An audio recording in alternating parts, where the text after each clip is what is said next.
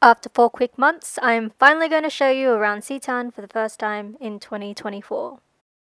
As usual, we'll start off in the wildlife corner. Most things have come out of their winter hibernation, so it's looking nice and green. I planted a new peony the day before.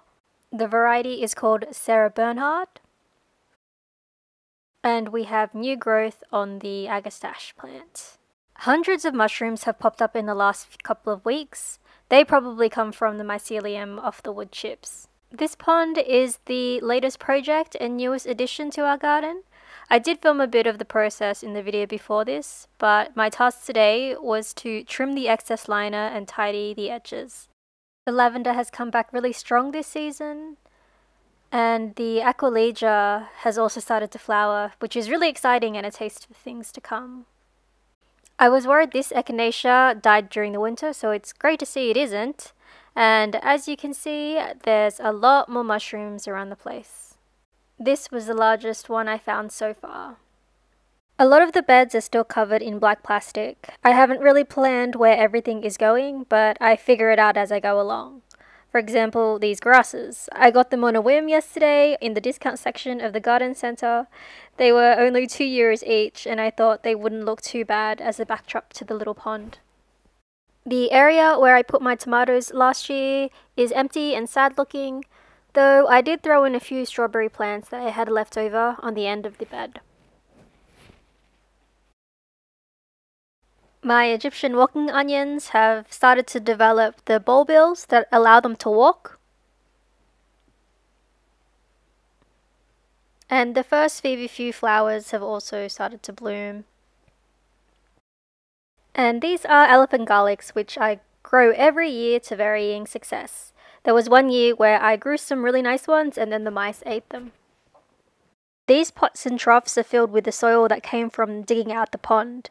The troughs I'm going to use for potatoes, one variety in each. The area in front of the greenhouse has been covered in cardboard to suppress weeds. Apart from potatoes, I'm not too sure what to put here, though there are 2 self-seeded foxgloves making a home for themselves here. The greenhouse is brimming with seedlings. I sowed so many seeds this year that I got my boyfriend to make a second shelf. I started off growing a lot of flower seeds, so this tray is 2 rows of cornflowers and 1 row of statice. The tray behind it is a mix of coreopsis and agastache plants. And next to the cornflowers are some clary sage, which I have never grown before from seed. Compared to last year, my peppers and my aubergines are not looking very well. I have a feeling the bagged compost was quite subpar, but I'm just hoping they'll pull through for this season.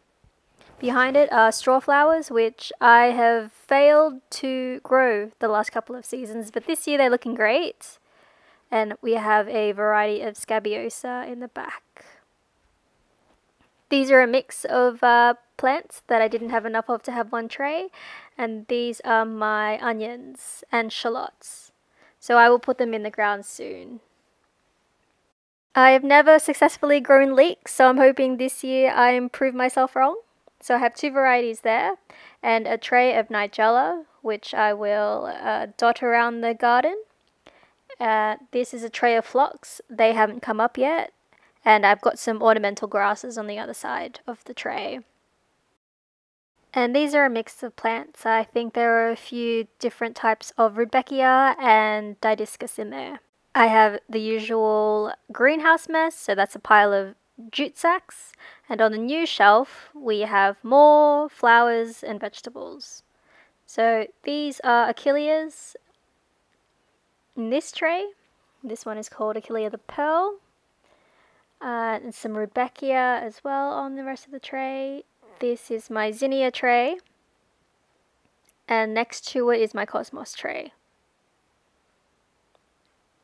In front of that, I have another tray full of different types of varieties.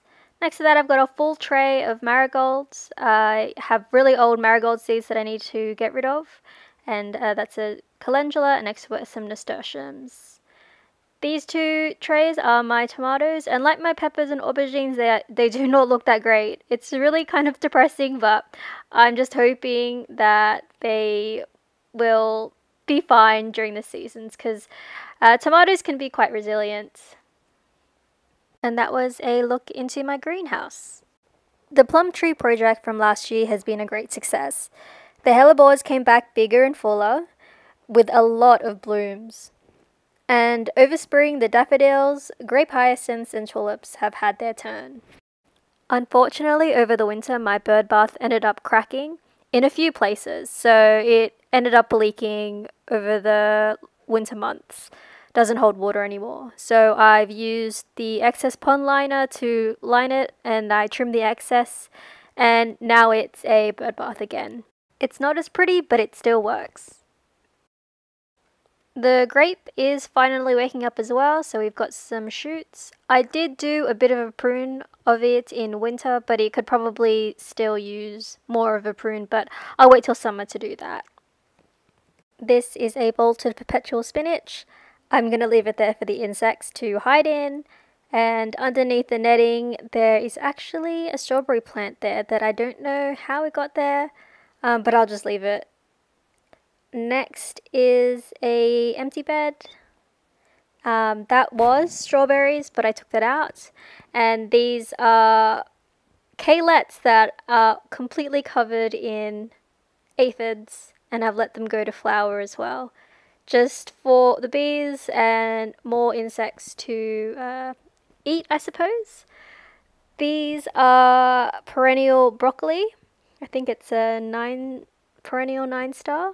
They are quite bitter, so I'm not sure if I'm going to pick that and eat it, but I will keep it in for the next season. This strawberry bed I mulched with our Christmas tree. So we ended up cutting off all the needles from the Christmas tree and mulching it, and now it's turned into this really nice red color. We confirmed with the Christmas tree farm if they had been sprayed, which they hadn't been. This is my garlic bed. The day before, I interplanted some parsnips. So there are little gaps that I've kept open for the parsnips to peek out through. I pre-sprouted them beforehand. I have a new strawberry bed this year. I got new plants at the vegetable garden fair.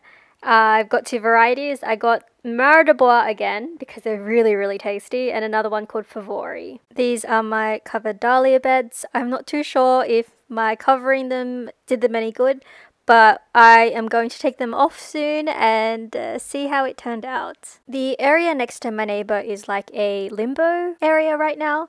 I don't really want to do anything because a lot of his plants are coming into our garden, and we want to put it in a new fence. So until we put in a new fence, we're not going to plant anything in this space, so we've just covered it up. There's ground elder, which unfortunately is quite invasive. We've got rid of it on our side, but because no one takes care of the other side, it keeps encroaching to our side, which is really annoying. So that's why we're holding off doing anything until we get a new fence. And that was the first tour of 2024. Thanks for watching. Bye!